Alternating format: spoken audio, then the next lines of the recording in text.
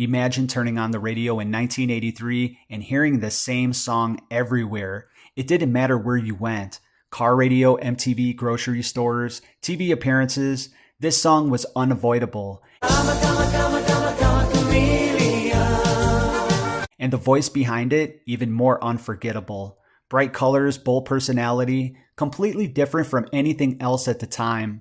But here's the thing, as big as this song became, there was something about it people didn't fully understand, because underneath the catchy hook, there was tension, there was conflict, and there was a story that most people completely missed. The song was Karma Chameleon, and the group behind it was Culture Club, led by Boy George, who at the time wasn't just a singer, he was a phenomenon. I remember seeing them on TV and MTV back in the day.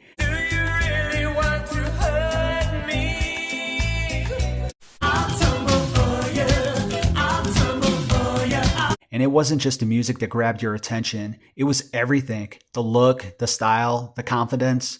They didn't just blend in. They stood out. And in the early 80s, that kind of image, that got people talking. But here's where it gets interesting. Because while the world saw success, behind the scenes, things weren't as smooth as they looked. The band was rising fast, like really fast. Hit after hit, appearances everywhere.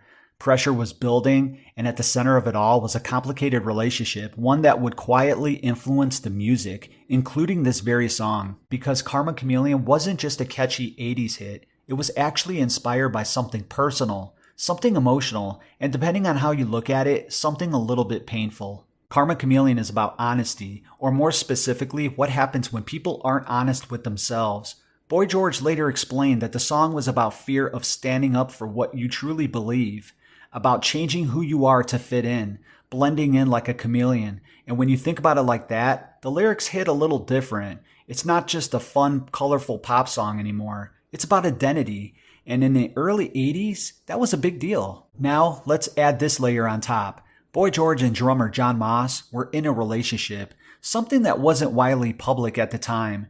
And that relationship was complicated. It was emotional and at times unstable. You're my lover. So when you listen to Karma Chameleon again, some people believe it reflects that tension, that feeling of not being fully honest, not being fully open, not being able to live completely as yourself. And suddenly, this bright, upbeat song has a completely different energy behind it. And this is what makes the story hit harder, because from the outside, everything looked perfect. The hits, the fame, the image. But behind all of that were these real emotions, real pressure, and real struggles that people didn't see.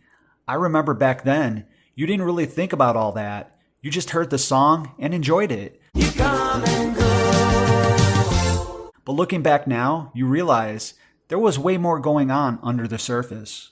And this is why the song still sticks today, because it works on two levels. On the surface, it's fun, catchy, unforgettable. But underneath, it's about something real, something a lot of people can relate to. And the impact was massive. Karma Chameleon hit #1 in multiple countries. It became one of the biggest songs of the entire decade. And Culture Club became one of the defining bands of the 80s. But like a lot of fast rises, it didn't last forever, because the same pressure, the same eternal struggles eventually caught up with them. And this is what makes the story of Karma Chameleon so interesting, because it's not just about the hit song. It's about what happens when image, success, and personal truth don't fully line up.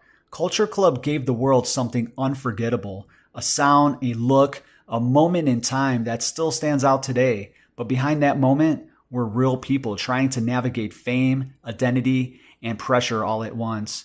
And maybe that's why the song still connects, because even now people are still trying to figure out who they are, still trying to be honest with themselves, still trying not to blend in just to fit in. And that message, it never gets old. If you enjoyed today's video, make sure you hit that subscribe and join the tribe. Please feel free to check out some of the other videos. Thanks for watching, and I'll see you on the next one.